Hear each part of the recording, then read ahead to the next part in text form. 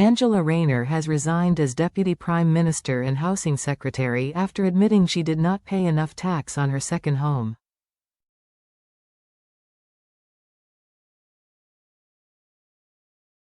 She has also quit as Deputy Leader of the Labour Party, an elected post. Sir Keir Starmer's second-in-command admitted to Sky News political editor Beth Rigby on the Electoral Dysfunction podcast on Wednesday she should have paid the higher rate of stamp duty on a home she bought in Hove, East Sussex, as it was her second property.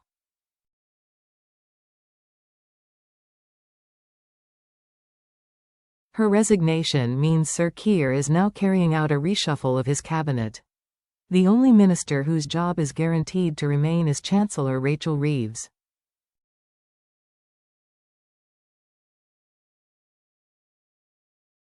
Ms. Rayner quit on Friday after Sir Laurie Magnus, the Prime Minister's standards advisor, found she had breached the ministerial code after she referred herself to him on Wednesday.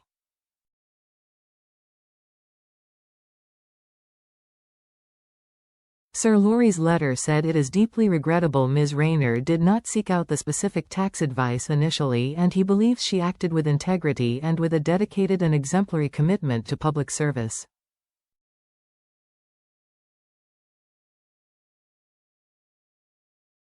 However, he said her unfortunate failure to settle her stamp duty liability, coupled with the fact this was only established after intensive public scrutiny, has led him to conclude with deep regret she has breached the ministerial code.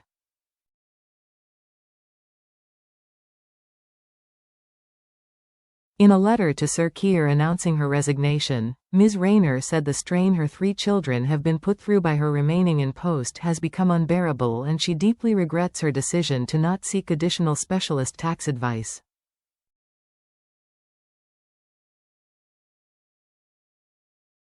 She previously said lawyers had told her she did not have to pay second home stamp duty on her Hove flat, but after media reports said she had underpaid by £40,000 she sought out further legal counsel, which found it could not be counted as a second home.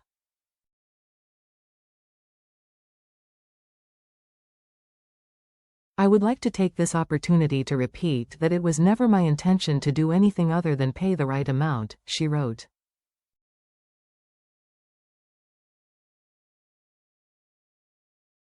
For a teenage mum from a council estate in Stockport to serve at the highest level of government has been the honour of my life.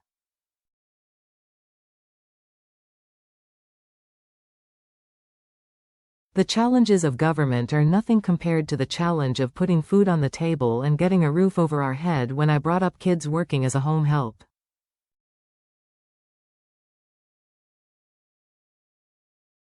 Every day I had an office, I worked to serve working-class communities like the one that I grew up in, which are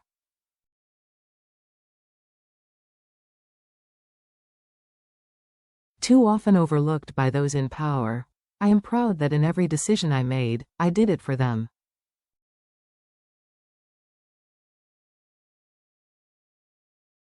I would never have become Deputy Prime Minister if not for the decisions taken by the last Labour government, giving me a council house to support me, Sure Start to help raise my kids, and the security of a minimum wage, and I can only hope that the changes I made in government will have the same impact for young girls growing up on council estates like I did.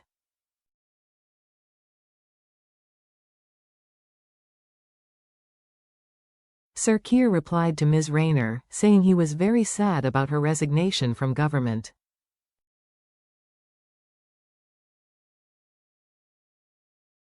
You have been a trusted colleague and a true friend for many years. I have nothing but admiration for you and huge respect for your achievement in politics, he said in a handwritten letter.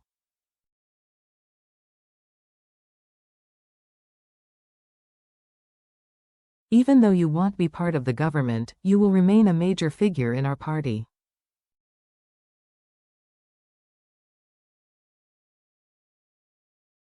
I know you will continue to fight for the causes you care so passionately about.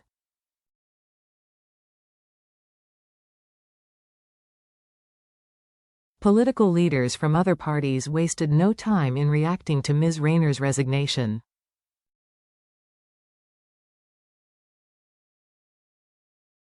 Conservative leader Kemi Badenoch, seconds after it was announced, released a video saying Ms. Rayner's position had been untenable for days and it was only because of Sir Keir's weakness that she wasn't sacked 3 days ago.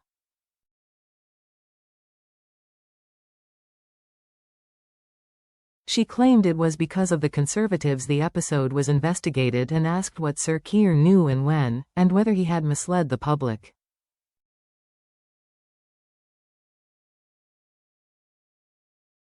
Ms. Badenoch noted Sir Keir has now lost a Deputy Prime Minister, a Transport Secretary, Louise Hay, an Anti-Corruption Minister, Tulip Siddiq, and a Homelessness Minister, Rushanara Ali.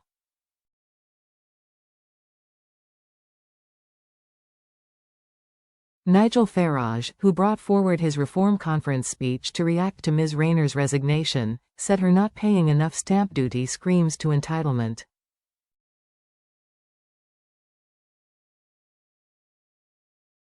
It screams to a government that, despite all the promises that this would be a new, different kind of politics, is as bad, if not worse, than the one that went before, he said.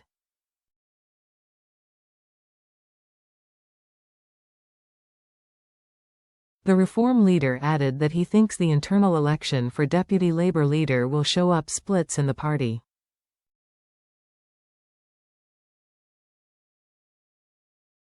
There'll be Labour MPs that reckon they've got a better chance on the Jeremy Corbyn sectarian ticket because frankly that's what's going on in our country. We have sectarian politics emerging.